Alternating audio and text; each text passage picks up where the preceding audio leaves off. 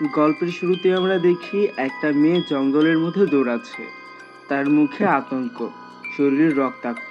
হঠাৎ কেউ তার মুখ চেপে ধরে আর সে অদৃশ্য হয়ে যায়। এরপর আমরা দেখি 6 জন বন্ধুর একটা গ্রুপ। তারা একটা মিথ্যা কথা শুনেছে যেখানে হেল ইউনিভার্সিটি নামক একটা ইউনিভার্সিটি আছে, যেখানে নাকি একবার ঢুকলে আর ফিরে আসা যায় না। লোককথায় জানা যায় এটা নাকি একটা অভিশাপ। কিন্তু তারা এসব বিশ্বাস করে না আর অ্যাডভেঞ্চারের নেশায় তারা সেখানে ঢুকে পড়ে। ইউনিভার্সিটিতে ঢোকার পর অদ্ভুত জিনিস শুরু হয়। তাদের মোবাইল কাজ করা বন্ধ করে দেয়। দরজা নিজে নিজেই বন্ধ হয়ে যায়। চারপাশে সব অদ্ভুত শব্দ, কেউ যেন তাদেরকে দেখছে। তারা ভয় পেয়ে বের হয়ে যায়। কিন্তু তারা দেখে যে আসলে গেটটাই নেই। মানে তারা পুরোপুরিভাবে এখানে আটকে গেছে। এটা ছিল 9টা এপিসোডের সংক্ষিপ্ত বিবরণ। এখন থেকে আমরা এপিসোড 10 শুরু করব। কারণ বাকি এপিসোডগুলো অন্য সব চ্যানেলে অলরেডি এক্সপ্লেন করে ফেলেছে। তাই আমি 10 থেকে শুরু করছি। যদি ভালো রেসপন্স আসে তাহলে আমি তাড়াতাড়ি বাকি এপিসোডগুলো দেওয়ার চেষ্টা করব। তো এপিসোড 10 এর শুরুতেই গ্যাংয়ের সামনে নতুন লিডারকে পরিচয় করিয়ে দেওয়া হয়, যে কিনা মেড ছিল। যেটা দেখে জেন অনেক বেশি কষ্ট পায়।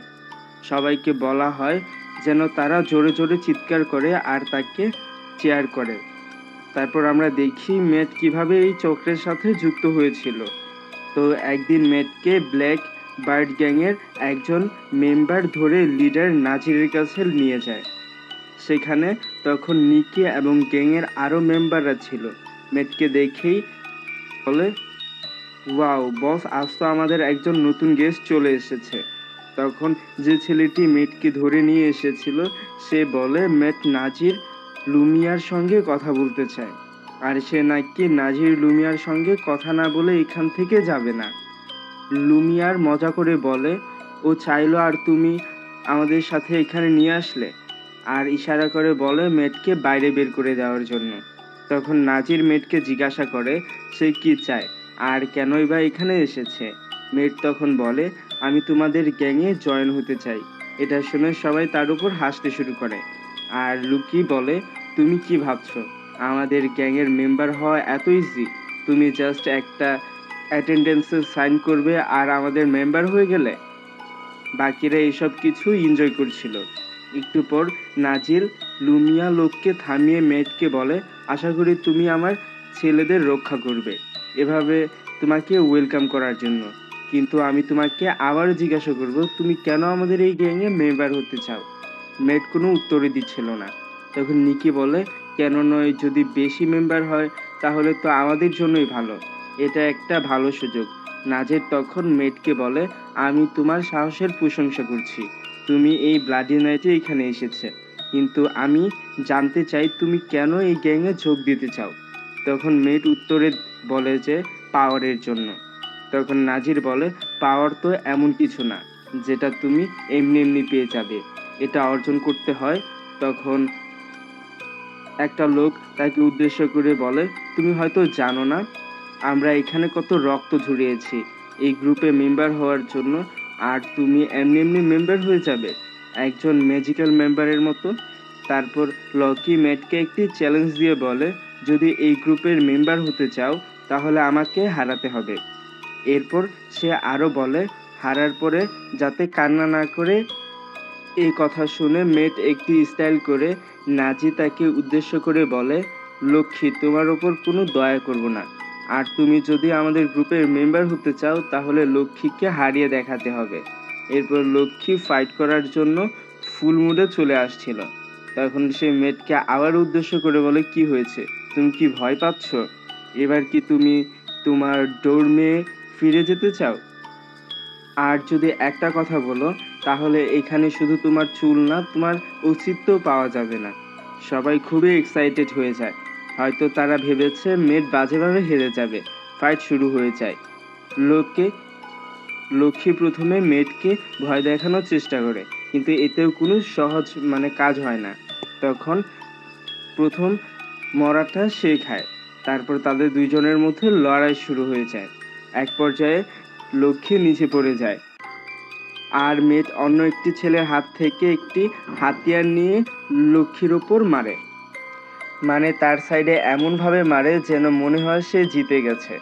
আর এইসব কিছু করে সে নাজিরের মন জয় করে নেয় আর হয়ে ওঠে ব্লাডি নাইটের একজন গ্যাং লিডার। সিন আবারও প্রেজেন্টে চলে আসে। আমরা দেখি জেন মেটের হাতে ব্লাড গ্যাংয়ের গরম সিল পড়তে দেখে।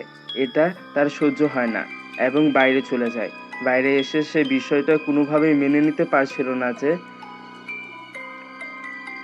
মেট এই অবস্থায় আছে আর চিৎকার করে। তখন সে তার পিছনে রেড কালারের একটা মাস্ক পরা ছেলেকে দেখতে পায়, যেটা কিনা আমরা লাস্ট এপিসোডে দেখেছিলাম। রেস তাকে বলে, তুমি অনেক জোরে শব্দ করছো।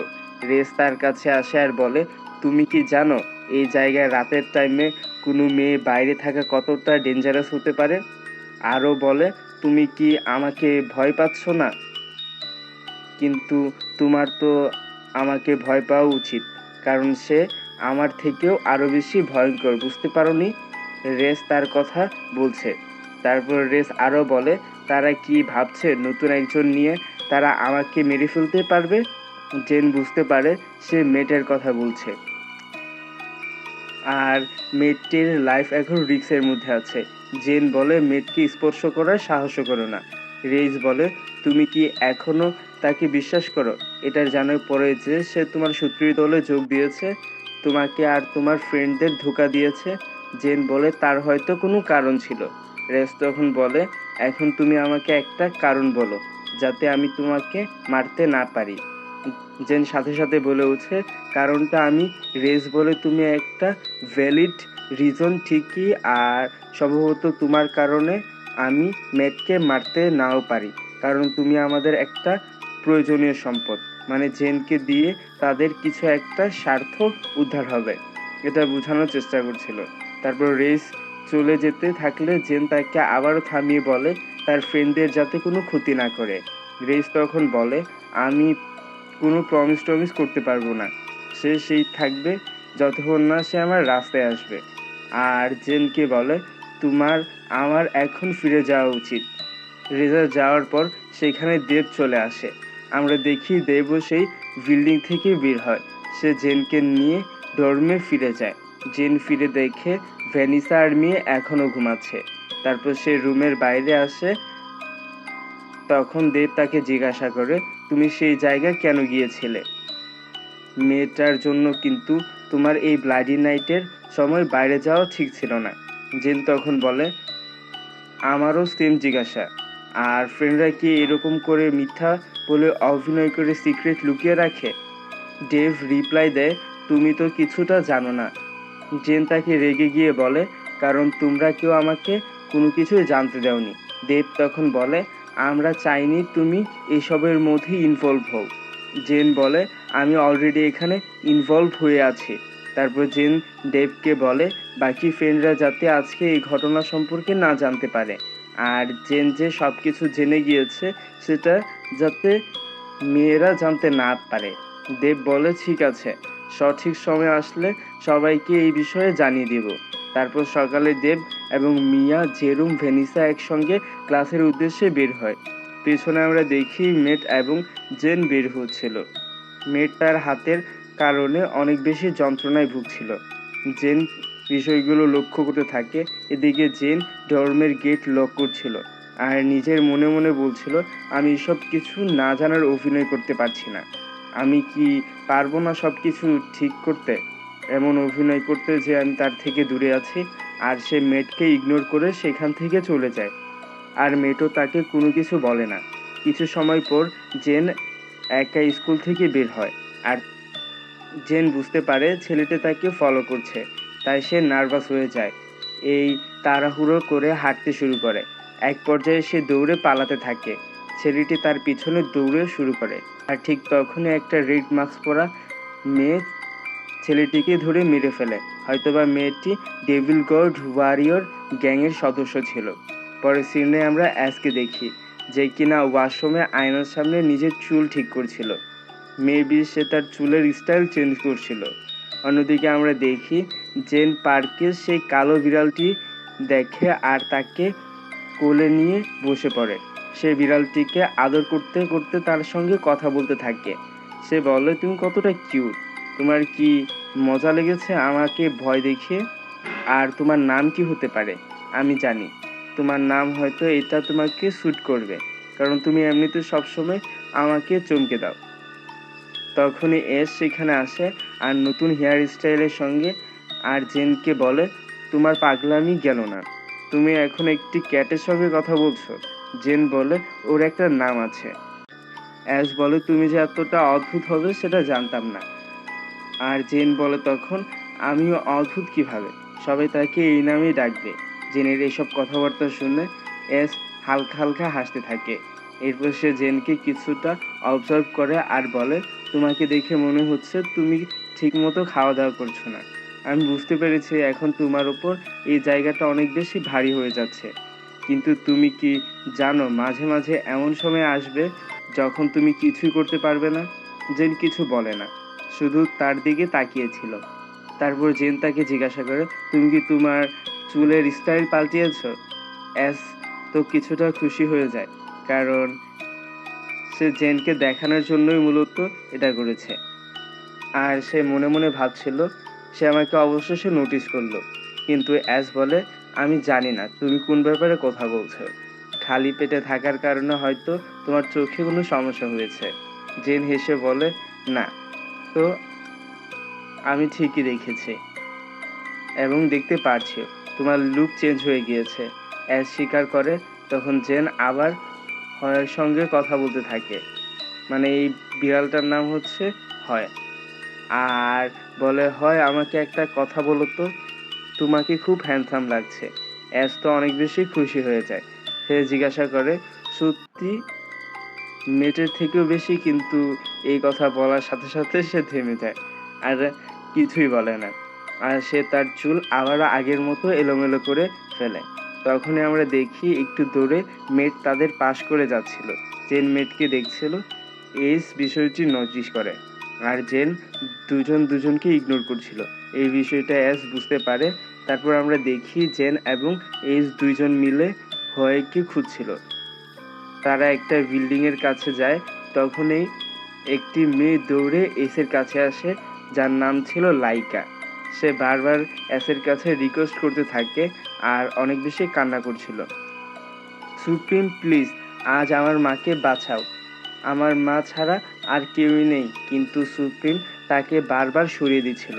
ঠিক তখনই লাইকার মাও সেখানে আসে আর বলে, তোমাকে আমাকে মারতেই হবে, আমাদের হাতে বেশি সময় নেই। এইসব কিছু দেখে জেন অনেক বেশি অবাক হয়ে যায়। তখন আমরা অতীতের একটি সিন দেখি, যেখানে ওই দিন ঘোষণার পর যখন সবাই লোকাল খুলে লাইকা আর নুনটি দেখে, তখন সেখানে তার মায়ের নাম লেখা ছিল। মানে এখন সে বাঁচতে হলে তার মাকে মারতেই হবে। মায়ের এই কন্ডিশন দেখে জেনের কোনো কিছুই সহ্য হচ্ছিল না। সে তাদের জন্য কিছু করার চেষ্টা করে। সে সুপ্রিমকে বলে, আমরা কি তাদের জন্য কিছু করতে পারি না? প্লিজ শুধু এইবারের জন্য। এই বলে যে সে অ্যাসকে জড়িয়ে ধরে আর তার কাছে রিকোয়েস্ট করতে থাকে শুধু একবারের জন্য এই সেতে রাজি হয়ে যায় আর বলে, ঠিক আছে, শুধু একবারের জন্য। আর সে লাইকার হাত থেকে ছুরি নিয়ে লাইকার মায়ের কানে কিছু একটা বলে আর কথা শুনে লাইকা এবং তার মা একটু স্বস্তি পায়। জায়ান অনেক বেশি খুশি হয়ে যায় আর তারা দুজন সেখান থেকে চলে যায়। তারপর আমরা দেখি জেন তার হয়কে খুঁজে পেয়ে গিয়েছিল আর সে হাঁটতে হাঁটতে জিজ্ঞাসা করে, আমরা কোথায় যাচ্ছি সুপ্রিম? আর তোমাকে ধন্যবাদ আমার ইচ্ছাটা পূরণ করার জন্য। সুপ্রিম কিছুক্ষণ চুপ থেকে বলে, আমি এখন এই স্কুলের সুপ্রিম, আমি চাইলে যাকে ইচ্ছা প্রোটেক্ট করতে পারি, কিন্তু আমি এটাও জানি আমি সবাইকে প্রোটেক্ট করতে পারবো না। জেন হয়তোবা বুঝতে পারে সে তারই কথা বলছিল। জেন বলে, আমি নিজের খেয়াল নিজেই রাখতে পারবো, তুমি কি বিশ্বাস করো না? তখন অ্যাশ বলে, তুমি সেই জেন না যাকে আমি চিনি, তুমি মেটকে ইগনোর করছো, কারণ আগে জেন এরকম ছিল না। জেন বলে, আমি এখনো একই রকম জেন আছি। অ্যাশ তখন বলে, এই এজের কোনো দুর্বল জায়গা নেই, আমি যে জেনকে চিনি সে তার ফ্রেন্ডদের অনেক বেশি ভালোবাসে। জেন হেসে বলে, তুমি যদি আমাকে এতটাই ভালো করে চেনো তাহলে তোমার এটাও জানার কথা যে আমি একবার যেটা বলে আমি সেটাই করি। অ্যাস এটা শুনে বলে, এটা আমি ডিসাইড করব, আর তার জন্য আমি আগে তোমাকে তোমার মুখ দেখাতে হবে। জেন বলে যে কোন সময়? তখন অ্যাস বলে লাস্ট ক্লাসের পর। অ্যাসের অফিসে আসার আমন্ত্রণ রইল, যাকে আমি তোমার মুখ দেখাতে পারি। জেন বলে উঠে অবশ্যই। এরপর অ্যাস বলে যেহেতু আমার সেক্রেটারি এখন ফিরতে এসেছে তাহলে আমাকে জয়েন করতে পারবে। জেন জিজ্ঞাসা করে কোথায়? অ্যাস বলে অ্যাডমিনের কাছে, যাতে আমরা আসলে লাইকা এবং মিস আয়াতাকে বাঁচাতে পারি। তারপর তারা স্কুলের ভিতরে আসে। এলস জেনকে বলে সে ফ্রান্সিকো আর ভায়োলেটের সঙ্গে কথা বলবে, আর সে জেনের হাত ধরে অ্যাডমিনের অফিসে যায়। ভায়োলেট তাদের দেখে জিজ্ঞাসা করে তারা এখানে কেন এসেছে। অ্যাস বলে মিস আয়ার জন্য এক্সেপশন চায়। ভায়োলেট বলে এখানে কিছু রুলস আছে মিস্টার প্রেসিডেন্ট, কিন্তু আমি বা কিভাবে আমার এইস প্রেসিডেন্টের রিকোয়েস্ট মানা করি? কিন্তু আমি ভাবছিলাম তোমার এই উইকনেসের কারণ কি? এইস বলে এই নরকের মতো ইউনিভার্সিটিতেও কিছু লিমিট থাকা উচিত। তখন ভায়োলেট বলে তুমি কি তোমার একমাত্র রুলস ভুলে যাচ্ছ? তুমি এখানে কারো সঙ্গে ফ্রেন্ডশিপ করতে পারবে না, আর তুমি তোমার ইমোশন ব্যবহার করতে পারবে না। এইস বলে আমার ব্যাপার ভাবতে হবে না, আমি জানি আমি কি করছি। ভায়োলেট বলে আমিও তা আশা করছি, আর ঠিক আছে আমি তাদের বাঁচাতে দিব। আর বলে তুমি আমাকে লাক্সের কথা মনে করিয়ে দিলে। এসব বলার সাথে সাথে অ্যাজ বলে উঠে আমি কোনোভাবেই তার মতো হব না। ভায়োলেট তখন বলে লাইকা এবং তার মা এখন সেফ আছে। আর জেনকেও বলে তুমি এখন সেই জেন কিছুই করতে পারছিল না। তখন ভায়োলেট বলে তোমার নাম যে পেয়েছে সে মারা গেছে। আমার মনে হয় এইখানে তোমার কোনো গার্ডিয়ান অ্যাঞ্জেল আছে। এরপর হইকে দেখে ভায়োলেট জিজ্ঞাসা করে তুমি এই রাস্তার বিড়াল কোথা থেকে তুলে এনেছো? জেন বলে আমি শীঘ্রই তাকে ছেড়ে দেব। ভায়োলেট বলে সেটা তাড়াতাড়ি করার চেষ্টা করো। আর অ্যাসকে জিজ্ঞাসা করে এখন কি সব ঠিক আছে? অ্যাস বলে আপাততের জন্য ঠিক আছে। এরপর তারা সেখান থেকে চলে যায়। এরপর দেখি ফ্রান্সিকো অ্যানাউন্স করে যে লোকাল গেম এখন শেষ, আর এখনও যেসব পেন্ডিং কাজ আছে সেগুলো করার জন্য প্রয়োজন নেই। চেন মনে মনে বলে তাহলে এটা এখন শেষ, যদি এটা এখনও কোনো শাস্তির ব্যাপার নয়, কারণ যে কোনো সময় এখানে যে কোনো কিছু হয়ে যেতে পারে।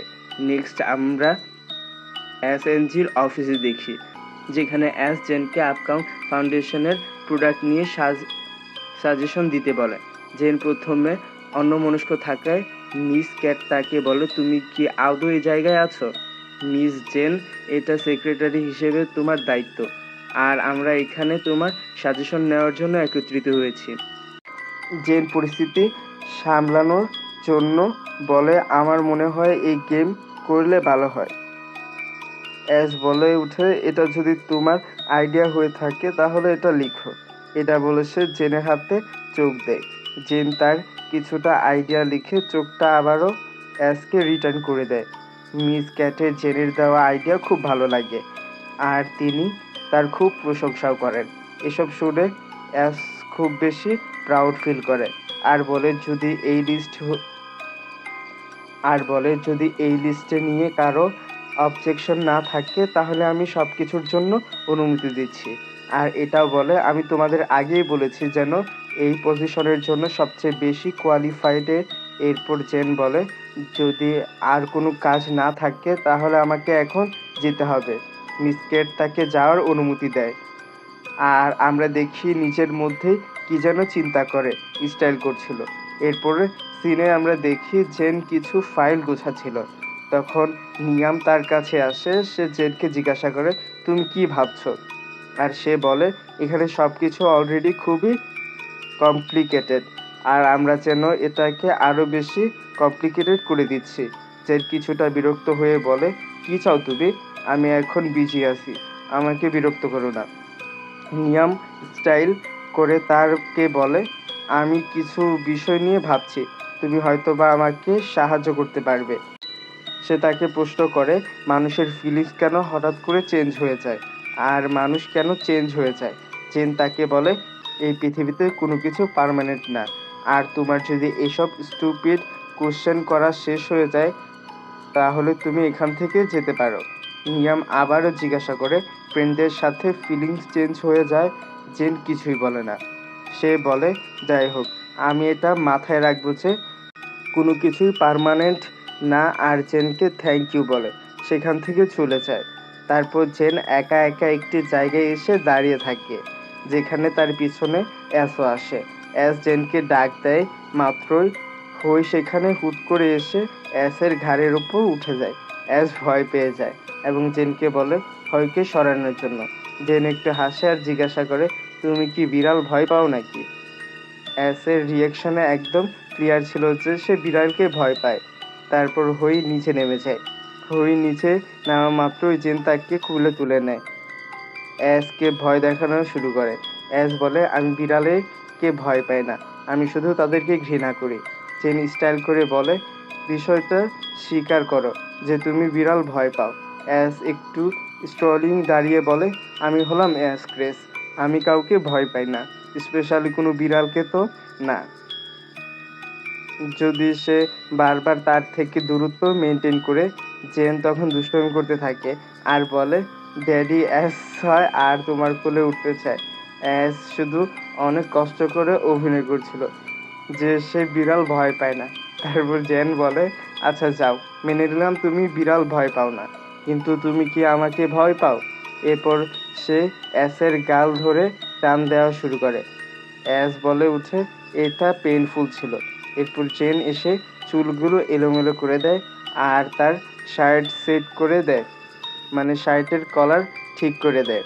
তারপর সে আবারও তার গাল ধরে টানা শুরু করে আর বলে, মাঝে মাঝে একটু স্টাইল করা উচিত। এস বলে, তুমি কি এর যোগ্য যে আমি স্টাইল করব? জেন বলে, কারণ আমি তোমার কল্পনার চেয়েও বেশি যোগ্য। আর তার হাত দিয়ে অ্যাসের মুখে স্মাইল ফোটানোর চেষ্টা করছিল। তখন হঠাৎ অ্যাস কাউন্টডাউন শুরু করে আর জেন ভয় পেয়ে যায় আর সরি বলে তার চোখ বন্ধ করে দেয়। অ্যাস কিছুই করে না, শুধু তার মাথায় একটি টোকা মারে আর জিজ্ঞাসা করে, তুমি কি রেডি আছো? জেন কিছুটা থেমে বলে, তুমি যদি আমাকে মৃত্যুর ব্যাপারে জিজ্ঞাসা করো তাহলে আমি সবসময় রেডি আছি। অ্যাস জিজ্ঞাসা করে, তুমি কি শিওর তোমার কাছে এখন কিছু সময় আছে? তুমি কি এবার আমাকে সাহায্য করতে চাইবে না? জেন বলে, তুমি কিছু করতে পারবে না এখানে। অ্যাস বলে, তুমি কি আমাকে এভাবে দেখো? তোমার জন্য আমি সব কিছুই করতে পারি। এমনি এমনি তো অ্যাস হয়ে যায়নি, ভেবে দেখো এ ব্যাপারে। এই বলে সে সেখান থেকে চলে যায়।